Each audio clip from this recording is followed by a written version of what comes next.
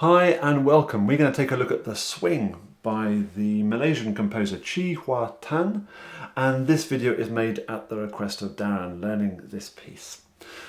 Let's dive straight in. Right hand first of all. I reckon with one sharp we are in the key signature of G major. We could be in a minor key as well, but we're in G major. So let's just find the right place for my right hand for this piece, in that 5-finger position, thumb on a G.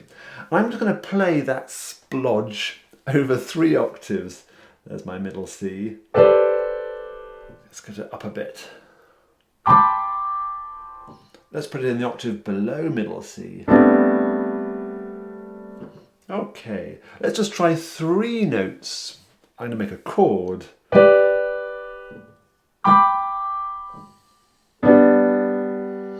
Let's try a different 3 notes. I'm going to start with the low one, just around middle C, and just try and jump that up.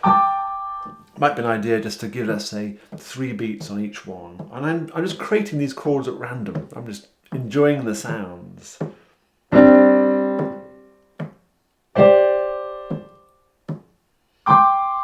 Try another one.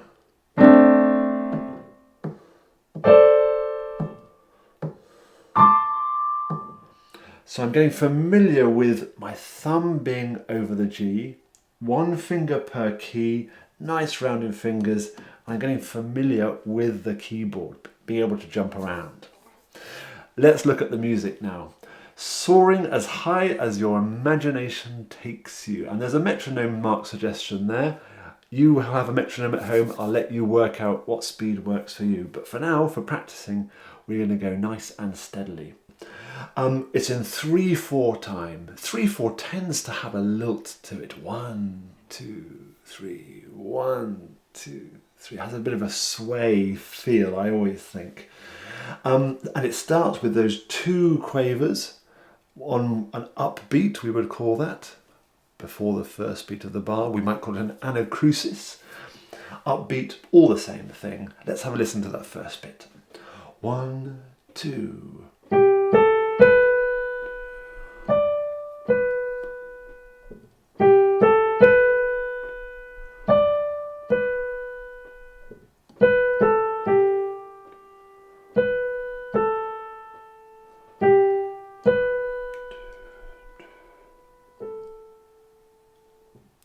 A beautifully calm melody. Now she's put in some slurs over the notes, so we have different phrases to keep really smooth. And she's also told us at the beginning, start mezzo forte, so confidently, but not aggressively. But then she wants us to lean into the first beat of the bar, which we will tend to do naturally anyway, of course. 1, 2. The second phrase is the same. I think we'll probably want to do that heading to the first beat of the bar again. It's not marked, but that's how I'm feeling it.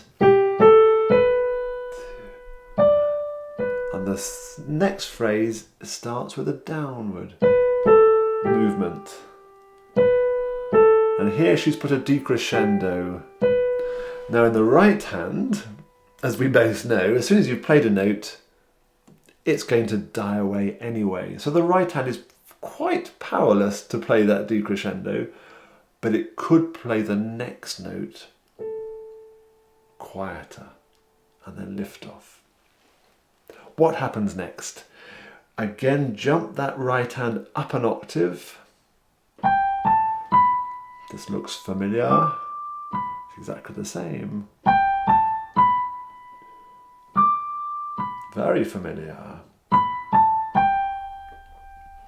Smooth. Just a subtly different ending there, but otherwise it's the same thing. But she wants all of that phrase to be quieter, mezzo piano.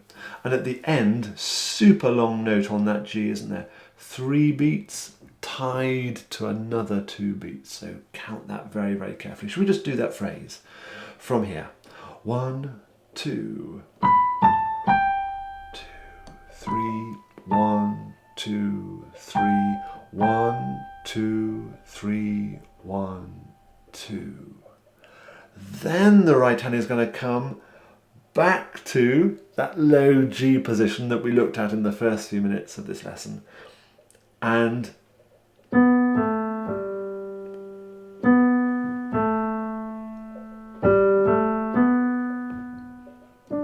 we'll look at that ending when we've got both hands together in a second or two.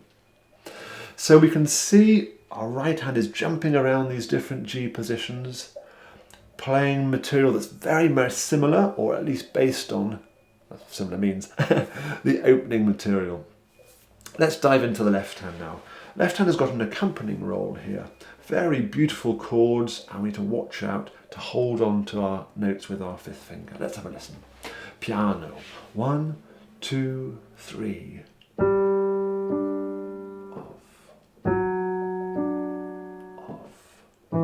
You can see from the purple display, sorry, the orange display, how I'm holding on to the notes.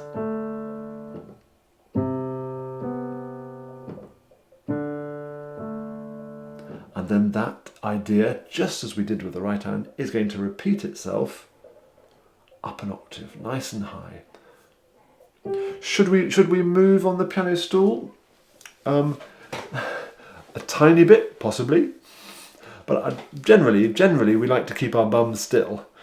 So if you can get away without moving, that's probably a good thing. But what we don't want is to create any back problems. So if you need just a little shimmy up, that's fine. Let's carry on. 1, 2, 3. Off. Off. Off.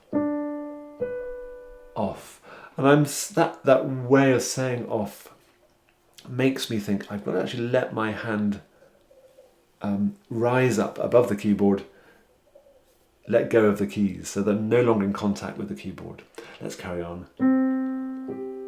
Off. Off. Think of coming up from the wrist, up. And then, again, slightly different ending there to what we did for the first chunk of music, but you can see what's going on. Then we go incredibly low. That's a huge distance to travel. Down to a C. Off.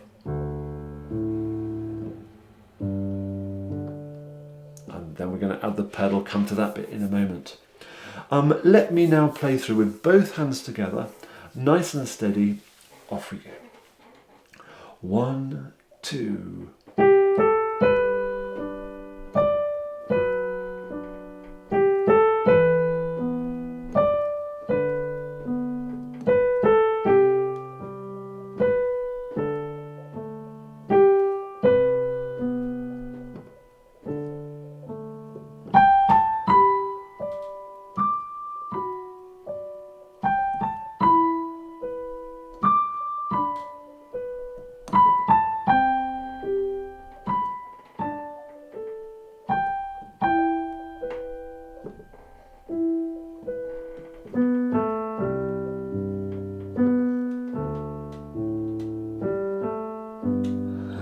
Come to the last bit.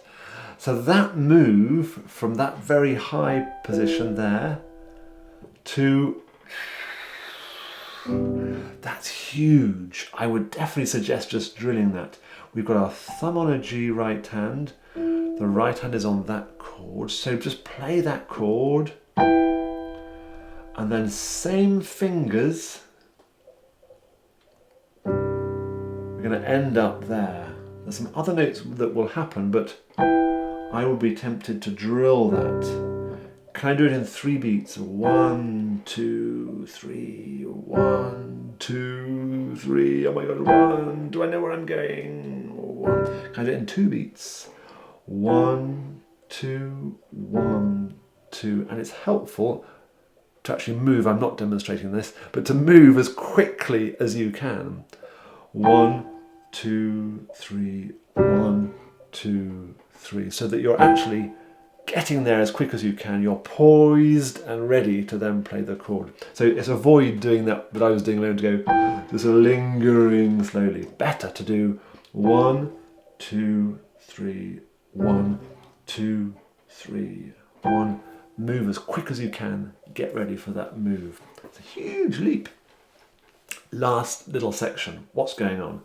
We need both hands. Before we look at the music, I think broadly speaking, what she's written is a G chord with that hand, then that hand, left over the top.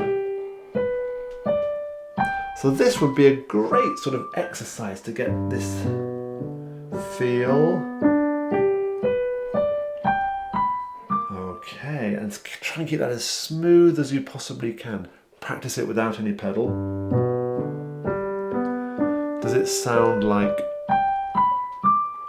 a single line of music? Now let's just dig, look at the music she's written. 1, 2, 3, 4, last 5 bars. Let's go from the quavers just before, from here, and I'm counting. Let's see what's happening. Pedal is ready, my foot's over the pedal, ready to go. 1, 2, pedal down at the same time that I press those notes. Left hand over, right hand under, left hand over. And it's all this G chord stuff. Let me do that again. 1, 2, pedal, hold on to the right hand.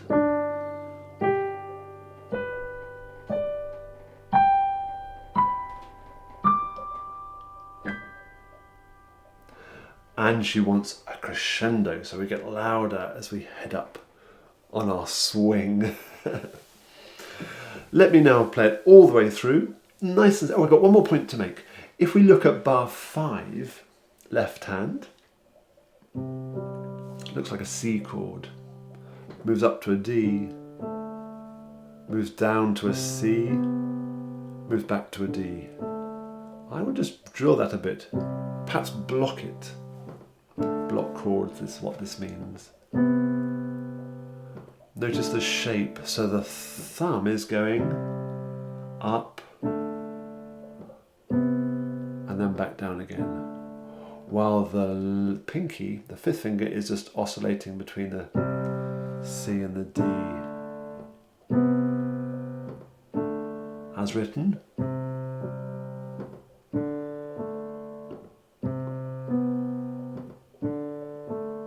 It's a very pretty pattern. You could use that as the basis for some improvising, possibly.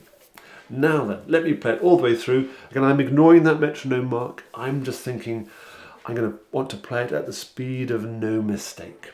So give myself the time to absorb everything on the score and see how accurately I can get it. I've got the pedal to think about. Foot's ready, just next to the pedal, so it's poised. Here we go. 1, 2.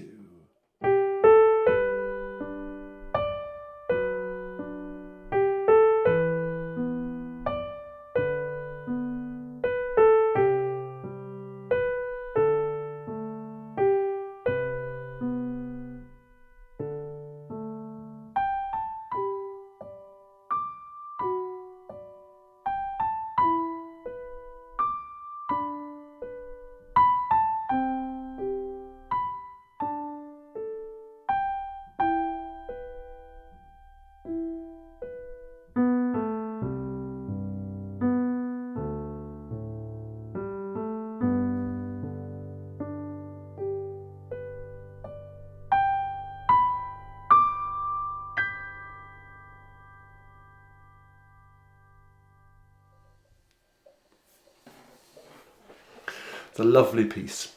Darren, I hope you found that useful. Good to think through this piece in that kind of way, in that nice, slow, steady way. Enjoy your practice. If you have any questions on this piece, don't hesitate to get in touch. Take care. Bye-bye for now.